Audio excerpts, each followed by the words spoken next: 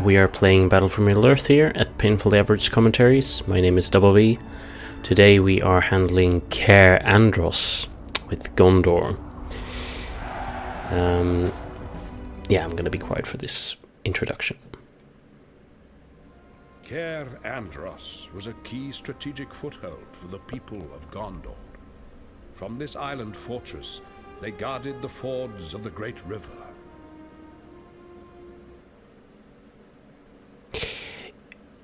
Yes. Cair Andros is basically, think Osgiliath, but a bit further up the river. It is an island situated in the middle of the river, oddly enough, and it's a very important strategic hold. I have a bit of a personal, well, I say personal, but relationship with Cair Andros, because there was this game that I spoke of in the Helm's Deep video with Quilo there, that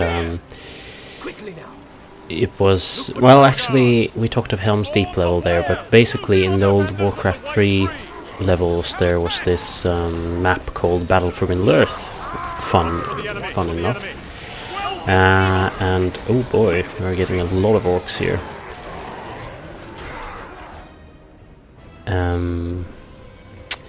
But yeah, the Battle for Middle-earth there was like basically one big single map, and you had, if you were playing as Gondor, or well, for that matter Mordor, the main strategic points were Osgiliath, as you would imagine, and Cair Andros. So I was very happy when they, in the extended, I think it was the extended version anyway, of Return of the King, when they briefly mentioned Cair Andros.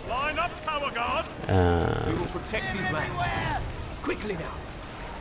Spies of the enemy.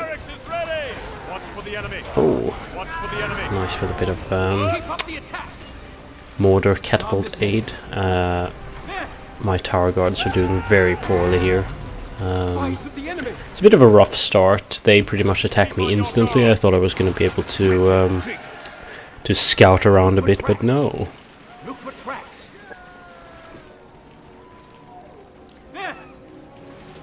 Be alert. So yeah, anyway, in that map you used to be able to... You basically had to choose between defending... You could defend both, but it would be the best to just pick one. Osgiliath would be the obvious choice, but Cair Andros was quite a good choice as well, since not as many people expected it.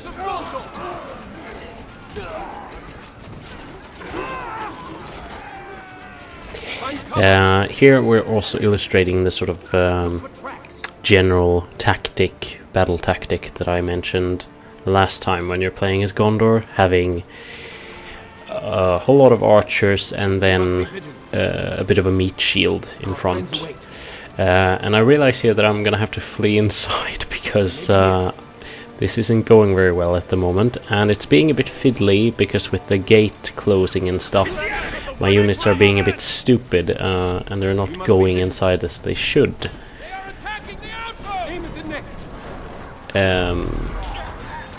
Which is not very good.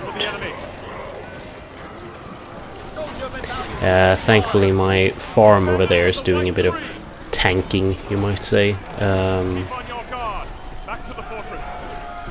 So I'm able to flee inside here. It's still very fiddly because I'm having some units who are using their shield, like their armor ability there, and some orcs managed to get inside even. Soldier battalion standing by. We will protect these lands. Be still.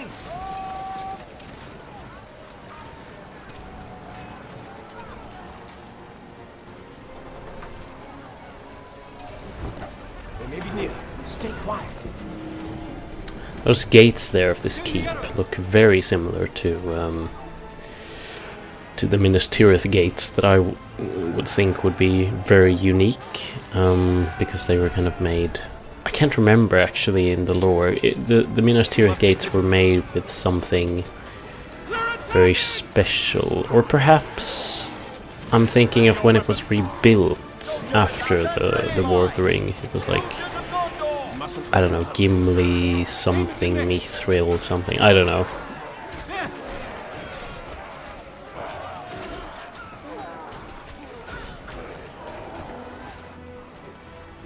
Also built a bit of a strategy defense there, or a tower defense I should say. It's very useful because the rate of fire is very fast, so it can do a lot of damage to a bit simpler units like the mortar orcs. Here we have a new ability of mine. It's like you call in very heavily upgraded actually Rohan units, which they're very welcome because there's a lot of them, and you get them for a limited time. As you can see down there at the portrait, you have a little bit of a timer, and I love that ability because as much as it's, you know, I shouldn't be doing that for realism and blah blah blah. Well, for starters, what's Rohan doing in Gondor? But yeah, it's very useful to sort of use as a distraction for the enemy. It's very useful during these Gondor levels. We're about to also play Osgiliath, where they're also very useful.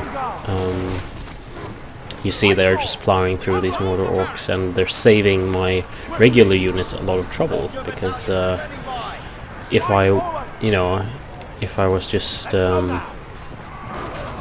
having my own units here, they would be taking a lot of damage while dealing with these units. But now that I have the Rohan units, they take the damage from me. They're going to disappear anyway, so I might as well use them.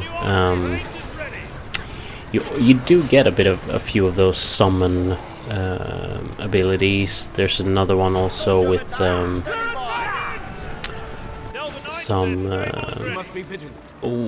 catapult nasty. Go lightly. Look for tracks. Quickly now. There's another one with elves, for example, and another one with eagles, I believe.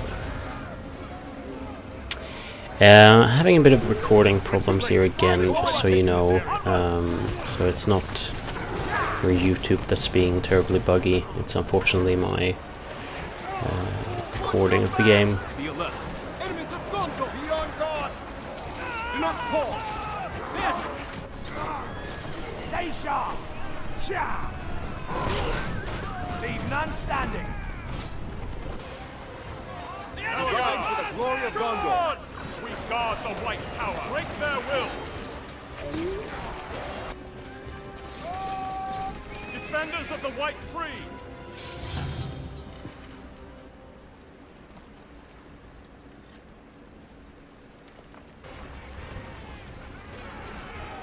Keep on your guard. Maintain order. So I'm kind of doing a lot of damage to the mortar base. It's just to keep them distracted, because what I want to do in this level is just try to upgrade and keep as many of my units as possible. Get to the population cap down there at about 300, because obviously all of this is kind of like it was with Helm's Deep.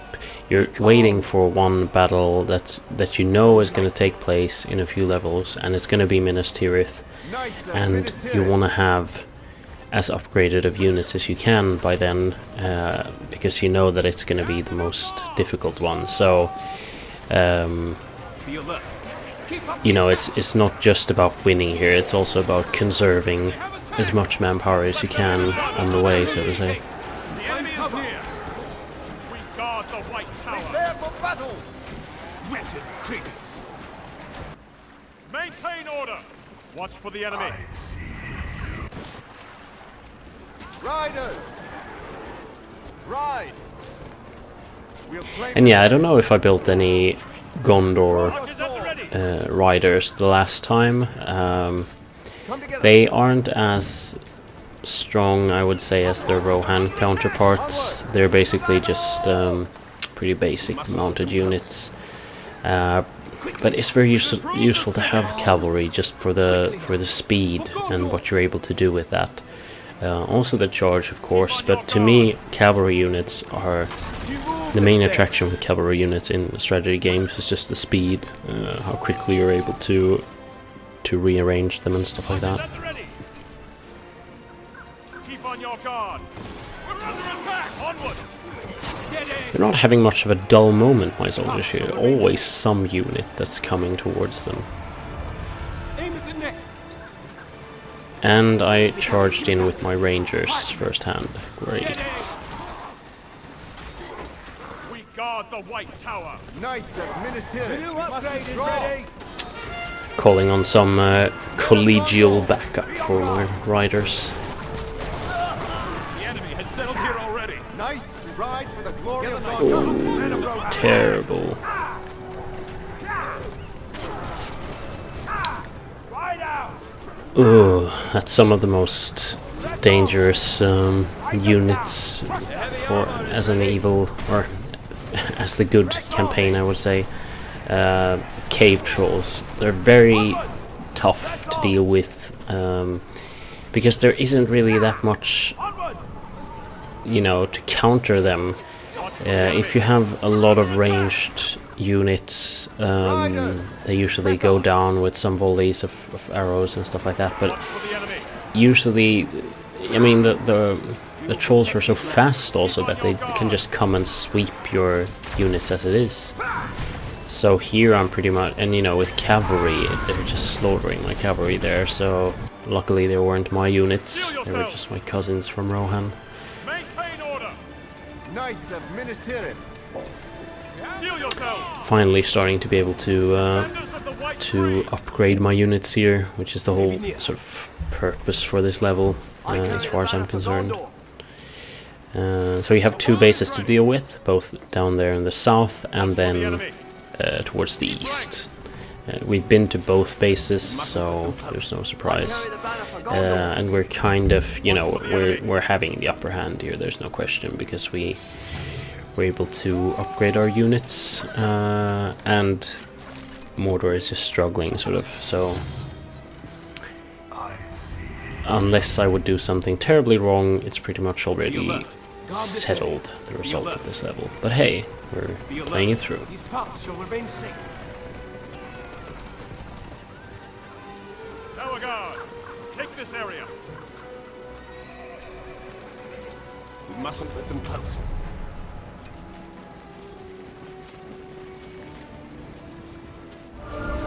We must be vigilant. are ready. Quickly now.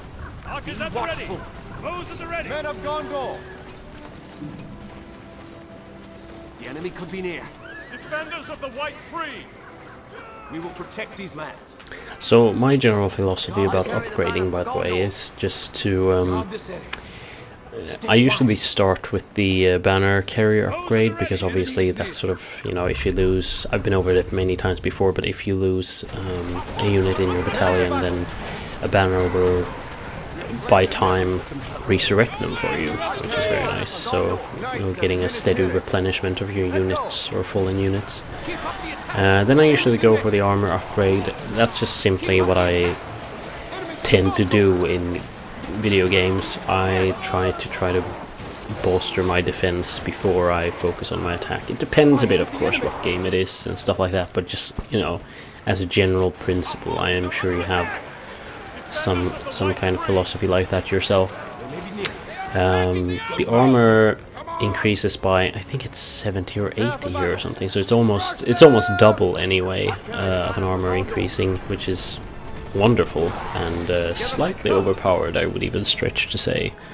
But hey, I'm not complaining. We must be vigilant. Enemies of Gondor. After the White. And then weapons, so usually I tend to use those at the end, because as long as you can just try to survive for as long as you can here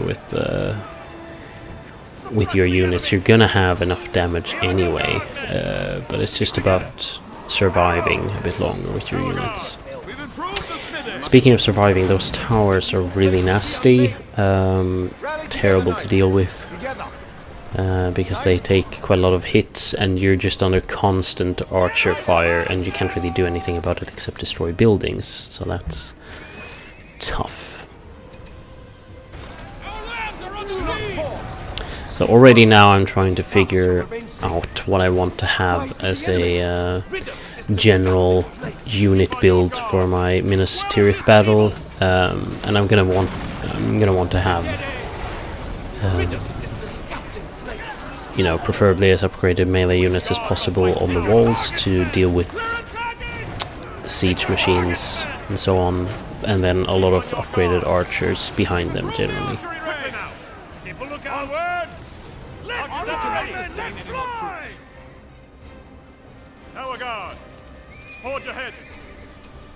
I think the damage upgrade is something like... It says plus 50, which is one of those numbers that, well, I don't really know what we're comparing with here, but I'm sure it's very good.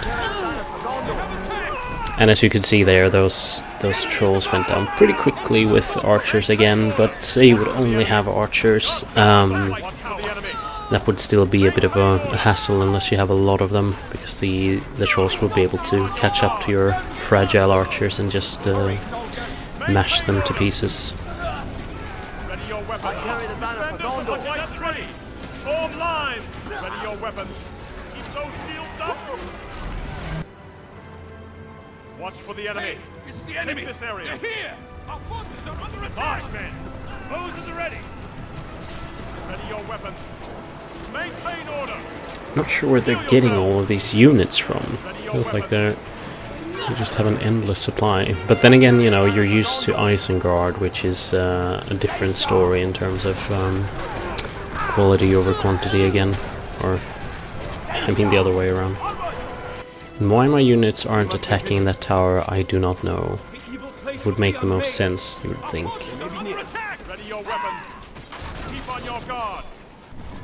Riders! Men of Rohan! Oh, and they built a base right next to my neighborhood. That's not very nice.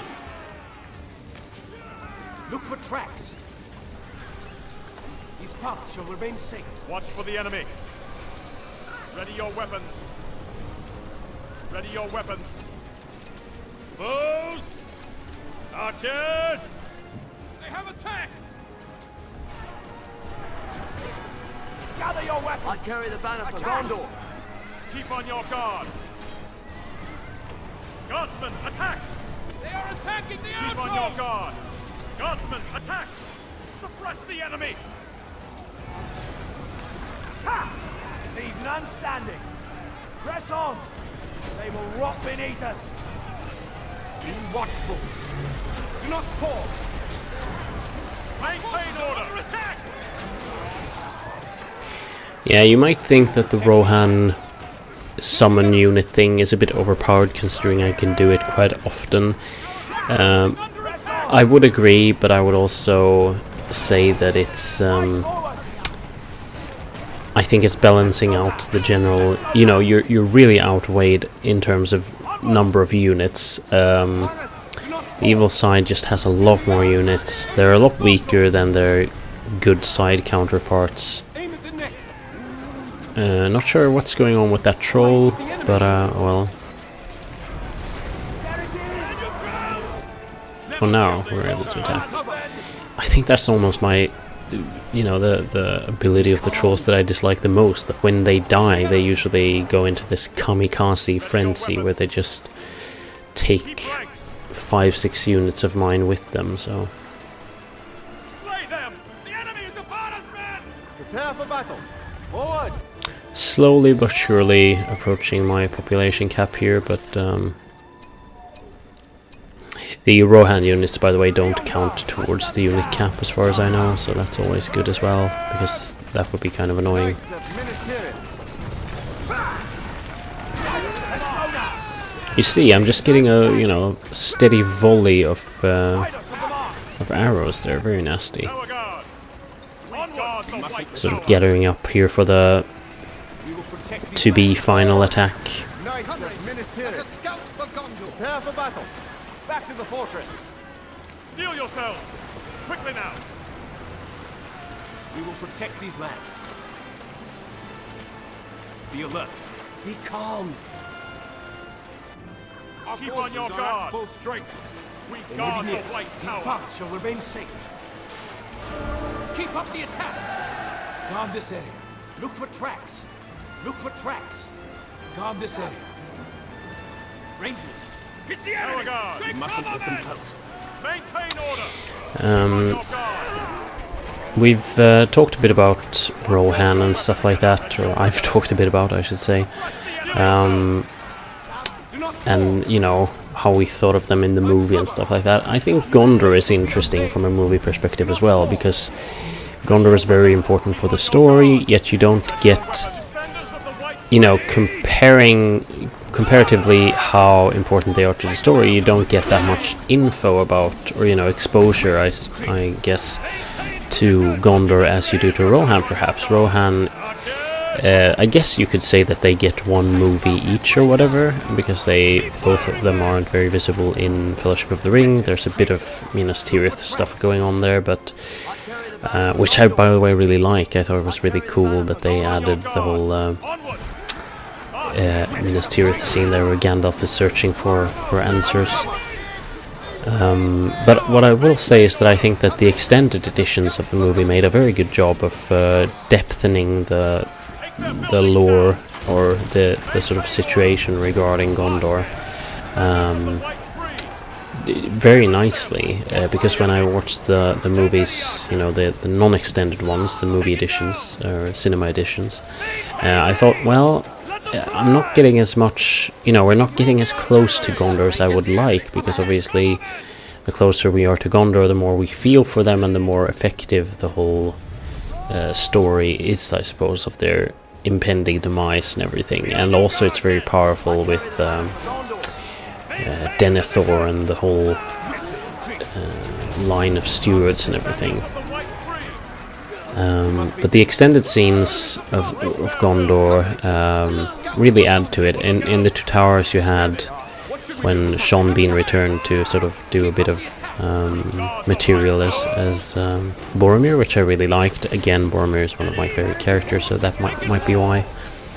But you just get a bit of more feeling for what Gondor is going through, and because otherwise Gondor is just this massive empire that's just kind of like in trouble, and then they get saved, and that's pretty much it.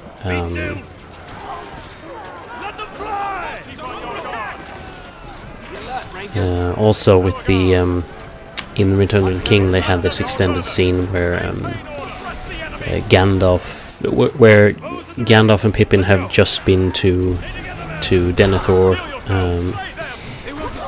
and then they rush out. Gandalf gets upset and they rush out, and Gandalf explains, or while ranting kind of, he explains a bit about Gondor and why it's so frustrating with how they've declined over the generations and everything like that, which is a very good scene. I really like it.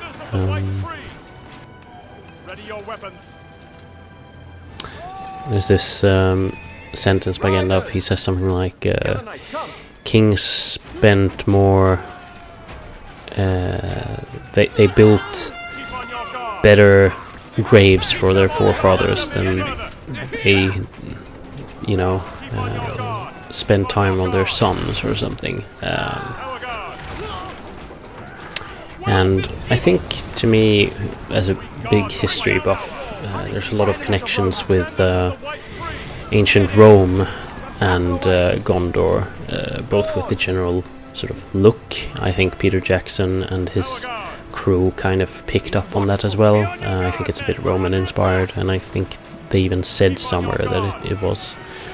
But also about just the general decay and state of the, well, I was going to say republic, but I guess here it's a kingdom, or well, used to be a kingdom. It's been with the I don't know what to call it, if it's just a steward. I suppose it's still a kingdom, but it's just very on hold. Find cover! Punish these enemies of Rohan! Press on! Watch for the enemy! Steel yourselves! Maintain order! There they are! Lost quite a lot of units there, which is not very good, but I'm gonna build them up anyway. Watch for the enemy. They are gone from these lands. Of the white tree. Stay sharp. Riders of the on guard. Right forward. Hunt them down. At first I thought, you know, hang on, where are those cave trolls coming from? Because there was quite a steady flow of them coming from the south somewhere. And, well, I found out that here they have two, well, I don't know what they're called, but those buildings where you train trolls, basically. So no wonder. Break off. Run them to the ground. Ready your weapons. Tower guards. They may be near. Be calm. The evil place will be unmade. Stay sharp. Ugh. We will protect these lands. The enemy is upon us, men! I hate trolls. Find cover. Be calm.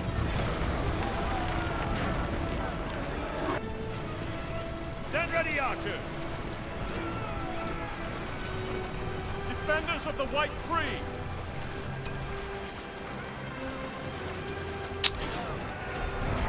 I carry the banner for Gondor. I don't quite know what the difference is from regular cave trolls to those drum beating trolls. I would assume that it has something to do with an area of effect buff or something, that units close to that drummer get inspired or something. That's usually how it is with drummers, not in real life. Well, maybe some drummers, but I was mainly thinking about video games here. Shall remain safe. Guard this area. No. I think it's quite amusing how they hit my units with their drumsticks, basically. Stay quiet. Quickly now. Go lightly. Spies of the enemy. I do like the detail that they put into like what the buildings do here. I've been talking about that a bit before, but just like look at that forge with the orc and stuff. How you can see what it's doing with the steel bars and stuff like that. It's very cool. Reminds me a bit of about one of my well, I wouldn't say favorite games, but like a very cherished game by me, Settlers 3 for the PC. Came out about 99, 2000 or something. I just remember loving the whole fact that you could see everything you were making in terms of resources and stuff. If you were making a sword, you would have like a production line of your working units making that sword from the steel bar and everything, and the blacksmith. Very cool. It's not quite like that here, but almost. And there we go. Here we sort of finished Cair Andros. I didn't have too many units at the end, but it's better than nothing, and it's more than enough anyway. I mean, technically you were able to pull off Minas Tirith, probably even if you don't have Faramir's units. It's going to be a lot more difficult, of course, but it's still doable. But we're going to do as best as we can. And I think we did an okay job here anyway. Total victory. So thank you for watching, and I'll see you next time.